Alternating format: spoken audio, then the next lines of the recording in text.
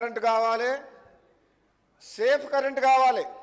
అంటే సేఫ్గా కరెంట్ కావాలనుకుంటున్నారు. ఇంటి మీదకి ఎక్కితే వైర్లు లాగుతాయి, పిల్లలు పైకి ఎక్కితే భయపడతారు తల్లిదండ్రులు.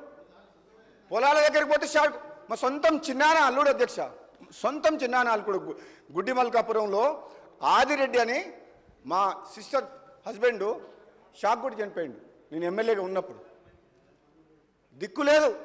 ఆయన డెడ్ బాడీ పడి ఉంటే నేను పోయేంత వరకు కూడా అధికారులు ఆనాడు 2019లో అంటే ఎంత నిర్లక్ష్యపూరితంగా గత ప్రభుత్వం రైతులకు ఇస్తున్నామంటారు కరెంటు.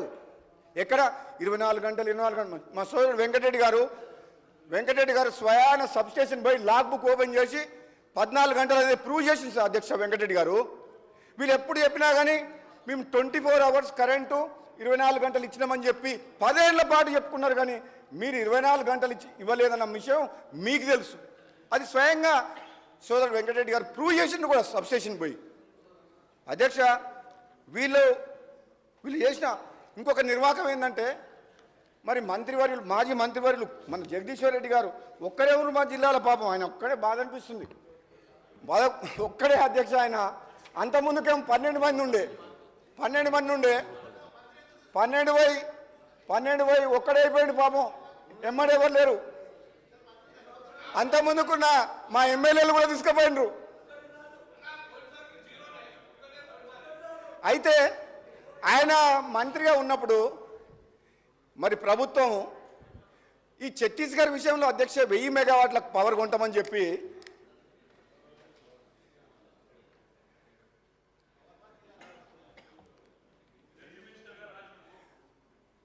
అప్పుడు 1000 మెగావాట్లు కొంటామని చెప్పి తక్కువ ధరకు అగ్రిమెంట్ చేసుకున్నారు అధ్యక్ష. ఎంఓఈ చేసుకున్నారు. ఆ డేట్స్కి ఇట్లా అన్ని డీటెయిల్స్ ఉన్నాయి. కానీ మీరు సమయం తక్కువ ఉంది కాబట్టి ఎక్కువ వద్దంటారు కాబట్టి నేను ఎక్కువ డీటెయిల్స్ పోతలేను అధ్యక్ష. నేను ఓవరాల్గా చెప్తా. మీరు మాట్లాడుతున్నది ఏం అంటే మీ నిర్లక్ష్యపూరితమైన బాధ్యత రహిత నిర్ణయాల వల్ల 1000 కోట్లు పవర్ సెక్టర్ అప్పుల పాలైందని చెప్తున్నా అధ్యక్ష. డీటెయిల్గా పోతలేదు, మీరు వద్దన్నారు కాబట్టి ఎక్కువ సమయం తీసుకొని మిగతా సభ్యులు మాట్లాడాలి కాబట్టి. అయితే అధ్యక్ష ఛత్తీస్గఢ్లో power purchase agreement MOU sign చేసిండ్రు. మళ్ళా ఆ కారిడార్ పవర్ గ్రిడ్ కోసం డబ్బులు కట్టిండ్రు. 2 సంవత్సరాల పాటు ఈ ప్రభుత్వము కరెక్ట్గా డీల్ చేయలేదు అధ్యక్ష గవర్నమెంట్ తోటి. టైంకు పైసలు కట్టలేదు. అగ్రిమెంట్ ఎంటర్ అయిన తర్వాత తక్కువ రేటుగా కరెంట్ తీసుకున్నారు. అగ్రిమెంట్లకు ఎంటర్ అయిన తర్వాత సంబంధిత అధికారులు కావచ్చు, మంత్రి గారు, ముఖ్యమంత్రి గారు కావచ్చు, బాబు బాధ్యత రహితంగా 1 మినిట్ సంజయ్ రెడ్డి గారు డిస్టర్బెన్స్ అధ్యక్ష. ఛత్తీస్గఢ్ విషయంలో ఛత్తీస్గఢ్ గవర్నమెంట్ తోటి ఒక బాధ్యతాయుతంగా ఒకవేళ వీళ్ళు కరెక్ట్గా ఇట్లా ప్రవర్తించుంటే చేసుంటే అది తక్కువ రేటు కరెంట్ అధ్యక్ష. వీళ్ళు ఎంఓఈ చేసుకొని కూడా కరెక్ట్గా డీల్ చేయకపోవడం వల్ల, సమయానికి పైసలు కట్టకపోవడం వల్ల నష్టపోయింది. డిస్ప్యూట్ వచ్చింది, ఆగిపోయింది. వాళ్ళు బయట ఎక్కువ రేటుకి అమ్ముకుంటున్నారు. నష్టపోయింది ఎవరు అధ్యక్ష? మనం తెలంగాణ రాష్ట్ర ప్రభుత్వం. అంటే మీరు ప్రభుత్వంలో ఉన్నది, అధికారంలో ఉన్నది, బాధ్యతగా పనిచేయమని చెప్పి తెలంగాణలో 2వ కూడా అధికారం ఇచ్చి తప్పితే ఇంత నిర్లక్ష్యంగా పనిచేస్తారని ఎవరు ఊహించలేదు అధ్యక్ష. అప్పుడు మాకు మీరు స్పీకర్ స్థానంలో మీరు లేరు అధ్యక్ష. మేము ఆడు ఉన్నాం 6గురము.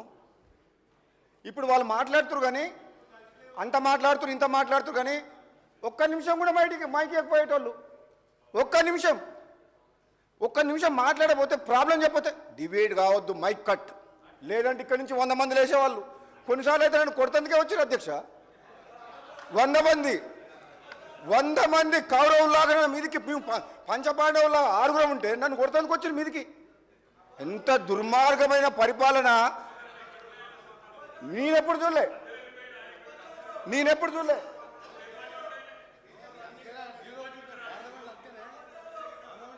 అధ్యక్ష